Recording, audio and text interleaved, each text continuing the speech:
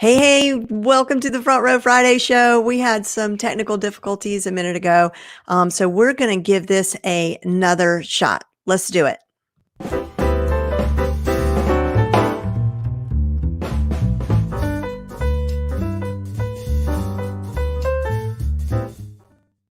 I think that did the trick, so I want you to let me know in the comments if you can't hear me, but hopefully you can. And I am going to share my screen. We're going to jump right into this. For those of you who are joining us for the first time, this is something that we do every Friday. And basically what we do is we cover all the news from the week. You are commenting. Yes, you can hear me. Yay. Thank you. Throughout the week, I have a community called The Front Row. You're welcome to join us. That's frontrowclassroom.com. And people share their favorite tools that they've run across, tools, apps, plugins. They also share any business or professional development books that they're reading at the moment.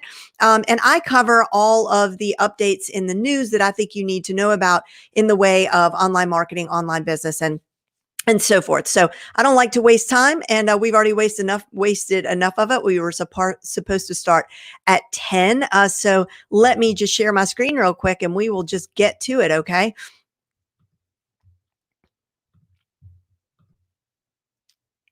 Here we go. So as always, we're going to start with our social media updates for the week.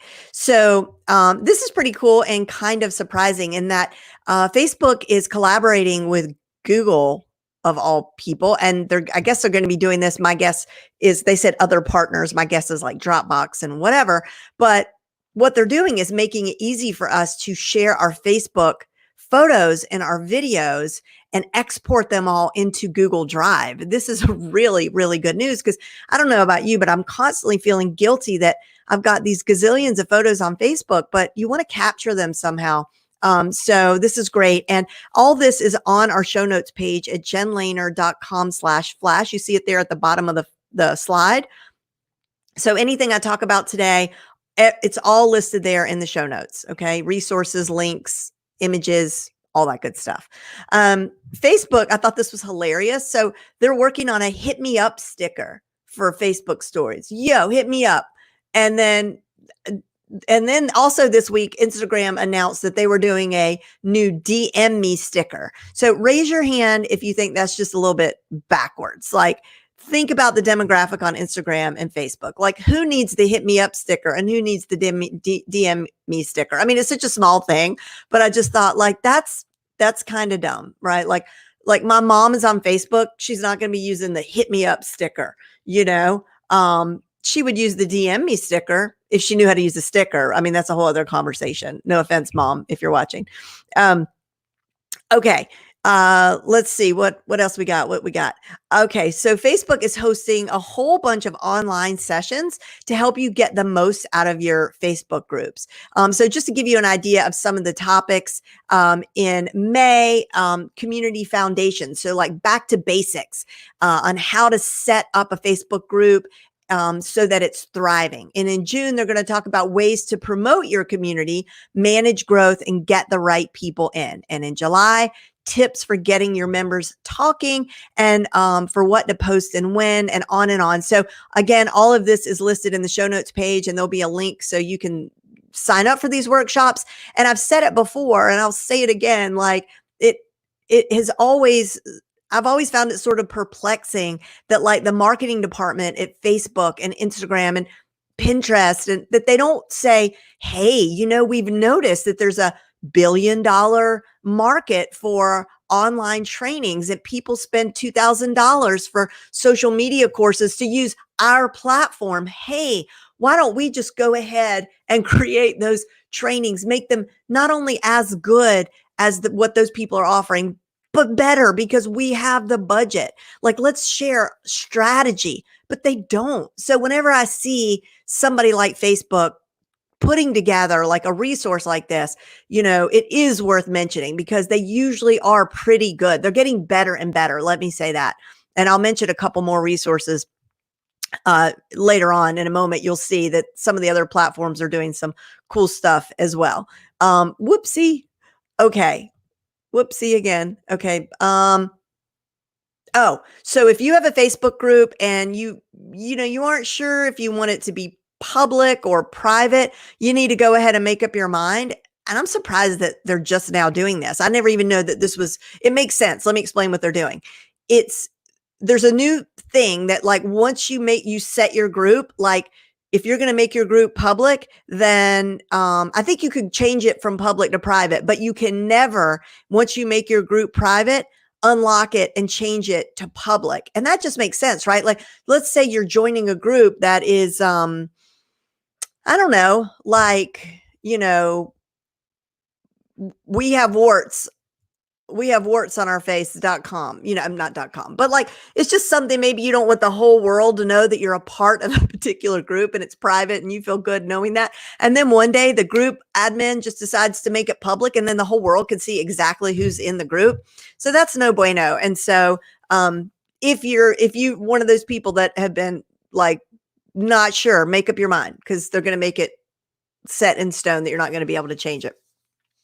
Let's see what else. Facebook has published a new set of tips on how to create an effective social media content calendar. And, the calendar itself doesn't really impress me. I'll show it to you in a minute, but it is a nice, it's better than nothing. Like, if you just need some sort of framework to get going, you could take a look at it.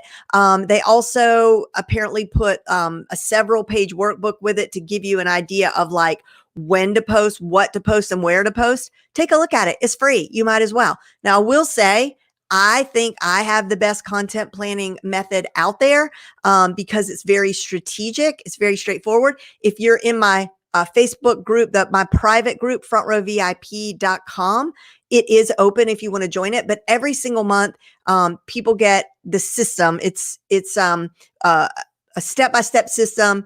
I hold your hand through it and the trainings that go with it. There's Excel spreadsheets and fillable PDFs, but I also have a beautiful content planner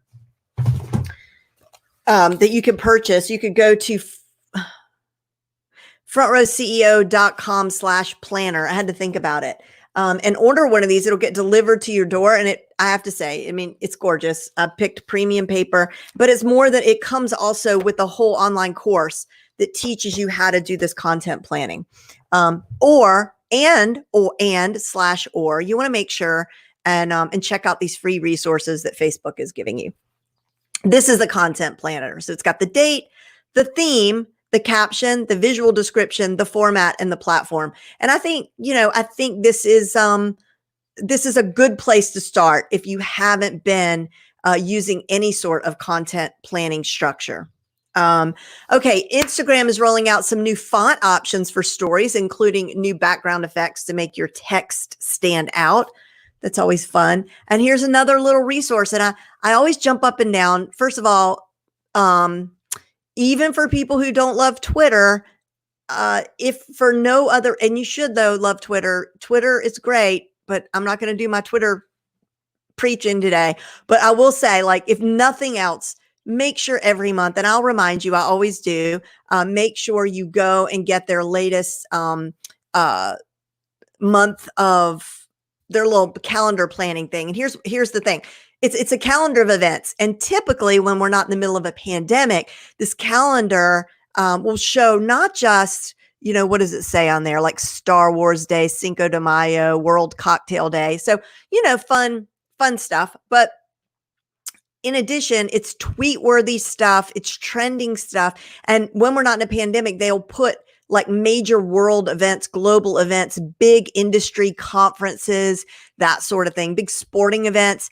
And so it's really good to be mindful of these things in your marketing, because it's a great way for you to tie your content into this. And even if you're not going to tweet with it, you can use that on other platforms because it still applies, right? And again, it's free. It's a no-brainer. Just get it. Twitter's announced that you can now see their new threaded tweet replies layout.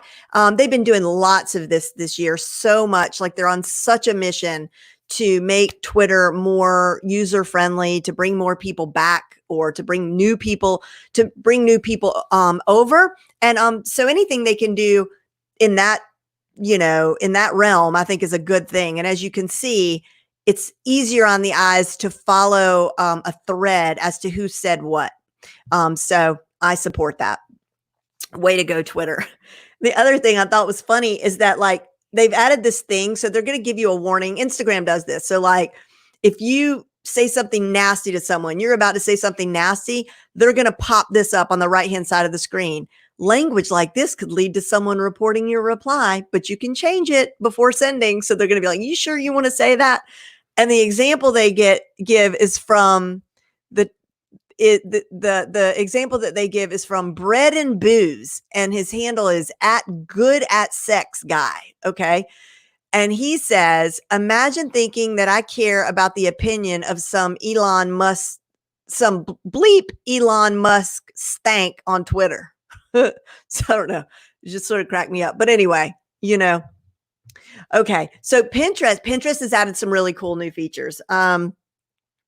So this, I'm loving this. So now can you see over here on like the left, the phone on the left where it says easy lunch ideas, and there's like that white doohickey, that white square, and it says easy lunch ideas. So not long ago, we completely rebranded the Front Row VIP, and as we did so, we had a Trello board, and like I would stick, a Pinterest board, and I would stick anything and everything on that Trello board that was something that I wanted to incorporate into our new brand, but it might be really random. So it might be like a picture of a kitchen, and there might be like, I don't know, a yellow vase on the counter.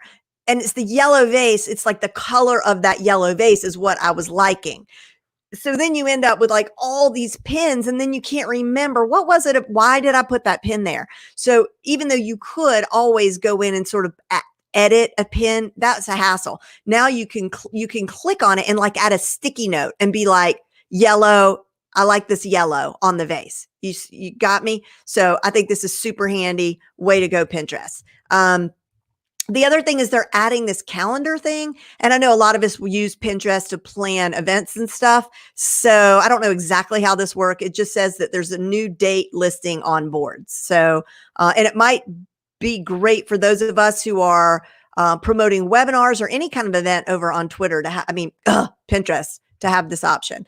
New automated recommendations for sorting your boards. So maybe you have like a really messy board of do one-day kid activities, but you'll be more likely to find them if you put it in art projects or outdoor games. And so Pinterest is going to make that suggestion to us. And they're getting some new guided board creation experience. I don't know what that is, but this I thought was so interesting and so like kind of random and like very out of the box. It's just not what it's just not what you expect, I don't think, from one of the big social media platforms, but very interesting. So basically what they're showing across the horizontal axis, is that what it's called? They're showing us that there's these phases that we're going through as human beings in this pandemic. Okay. And then down the vertical axis, it's showing rough time frame, consumer mindset, and real search trends, the real search trends on Pinterest. And so they're saying that we need to be mindful of where our audience is, where their heads are at as we move through this pandemic. Okay. So phase 1, they're calling triage and information. And that's about the first 21 days, right? Your audience is disoriented. And then down below, the real search trends in Pinterest were home office and DIY haircuts. And that's 150% increase and a 400% increase in DIY haircuts. Okay. Phase 2, our audience, this is all about empathy and relevance. Our audience is worried. And then you look down at what the real searches were we're going to put a link on the show notes page to all this stuff. So care packages and work from home outfits. And then phase 3 is escapism and optimism, and our audience is restless. So the things that they're searching for, that's kind of where we are now, right? Future apartments and future weddings. Good for them. And then phase 4 is all about recovery and rebounding. So this is like 10 days from quarantine, the lift of quarantine and onward. Your audience is rebuilding. So the things they're searching for, like summer party and event planning. I just thought this was so cool. Interesting. Anyway, food for thought. Okay, LinkedIn is adding a new this video feature that will allow you to ask, like if you're hiring, to ask applicants questions and they can reply to you to those specific questions with video. And they're also using the video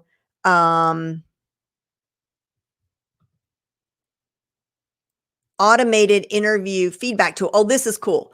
I would be afraid to use this, however. So you can record yourself answering common interview questions. So LinkedIn will throw out a question, you answer it, and AI is going to give you feedback on your answer delivery. So they're going to let you know about your pacing, your use of filler words, phrases that you might want to avoid. So I don't know, this could be a good tool just for anybody to use, even if you're not interviewing, just to sort of see how well or not you communicate. And it also measures how fast you're talking. So, okay. LinkedIn is making their new stories feature available soon, but they're testing it out in Brazil first. It's interesting to me that LinkedIn and Facebook often test their new features in Brazil first. I wonder why that is. But anyway, they're testing it in Brazil, and then they're going to bring stories to us. It's not if, but when, I'm pretty sure, from what I understand and all the news I've been reporting. And it'll be, I don't know what I think about stories on LinkedIn. What do you think? Do you think that that's going to fly? Are you going to use it? If you do, how do you see yourself using it? Let me know in the chat. We dropped a new podcast episode today. Last week on Tuesday, but it's the latest episode, and it's all about stress busting strategies. And Krista is she is the host of a really popular podcast called the No Stress Life. And she is she's a nutritionist and she's just really, really smart. And so she shares a lot of really actionable tips that can help us sort of manage physically this stress that we're dealing with. You could subscribe to the Front Row Entrepreneur podcast by going to Apple Podcasts and just search for Front Row Entrepreneur podcast. And, I really would appreciate it if you would subscribe and leave a review. It's iPods. iTunes makes it kind of a hassle to leave reviews for people, but it's one of the things that you don't need a ton of reviews over there for it to make a difference. Meaning, if you leave me a 5-star review and you also comment a 5-star rating and you also leave me a review, it really does help this podcast to become more visible to a larger number of people. All right, so now we're going to talk about our Taco Tuesday apps, technology and apps creating opportunities. So this one was submitted by Mary Nunaley, and it's a motivation app. She said, I've been using the motivation app and have found the hourly quotes a really nice change of pace. And you can set the frequency and theme too. So, hey mom, my mom is here. And so it's called a daily dose of motivation.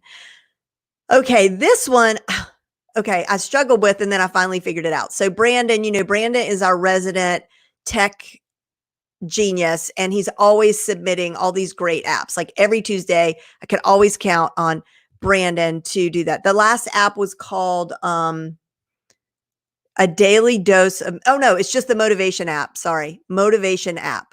And it looks like a black square with quotation marks in it. All right. Anyway, Brandon's awesome. And he submitted this hi, hello, and it's hihello.me.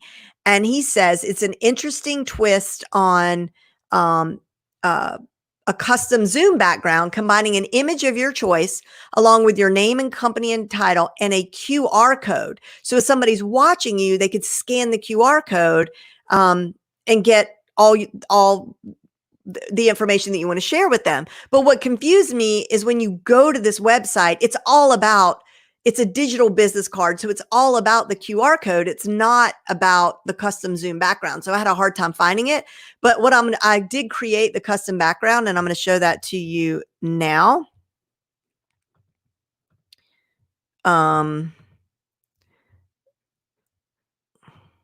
There, you see it? And can you see, you might not be able to, you see the QR code over there? So you can, if you don't have a QR code scanner on your phone, you could download it for free. Any of them will do. QR code reader or something like that. And then you just hold it up and see what happens. So I'm going to leave it there for just a second, or just screenshot that, and then you can scan it when you get there. But you'll see my my information will pop up. So this is pretty smart, right? And you don't actually, you can create a QR code anywhere. So what would be really cool is to go to QR code. If you Google QR code creator, something will come up and it just lets you easily create a QR code by just typing in a URL. So let's say you have an event coming up, and so it would be super smart. I'm just thinking of this. So it'd be super smart to use that landing page, QR code it, make it a Zoom background, depending on the setting, right? Like where it would be appropriate. But people would be totally curious, they would, and they would scan it and they'd be like, oh, Sally's doing a free webinar about such and so. So always thinking. Okay, so let's get back to our slide deck. We got a few more goodies. All righty, we did Hello Me. Okay, Rolga submitted this one, and I went over and messed around with it, and it says it's how you make a podcast: record, transcribe, edit, mix. It's as easy as typing. Take control of your podcast with Descript. And I'm not going to open it up the app. I'll let you go and look at it. But there is a free version that looks pretty robust. So you can use it for overdubbing, audiograms, publishing, and live transcription. So that's pretty cool. I have been looking for an alternative for Zencastr, who I'm really, really mad at right now. And I was hoping this would be the answer, but it's not. But it's pretty cool. If you're a podcaster, go check it out. It's called Descript, D-E, like description, but just Descript. Okay. Now we're going to move into our book shares. So these are books that members of my free online classroom, the Front Row, frontrowclassroom.com, have shared with us that they're reading right now. So Velmed shared Built to Sell, creating a business that can thrive without you. And in this book, the author says that in order for your business to be sellable, it should be teachable. Focus on products and services that you can teach employees to deliver. Valuable. Avoid price wars by specializing in doing one thing better than anybody else. And repeatable. Generate recurring revenue by engineering products that customers have to repurchase often. For example, my planner. So after you use it and fill it up, it creates 1 quarter's worth of content. You probably want to purchase a second one. Okay, The Power of Indecision. This is by Jennifer Rivas. She submitted this. And basically, the author makes the claim that, like, if you can't make decisions, or rather, if you can make decisions, you're going to have a better life. And when you struggle to make decisions, that's when we fail. She also shared this one. It's called Nutrition Made Clear. And you'll learn how to calculate your own dietary needs, how to create your own nutrition and exercise plan, and how to recognize when a product or service is really a health fraud. The Accidental Instructional Designer, learning design for the digital age.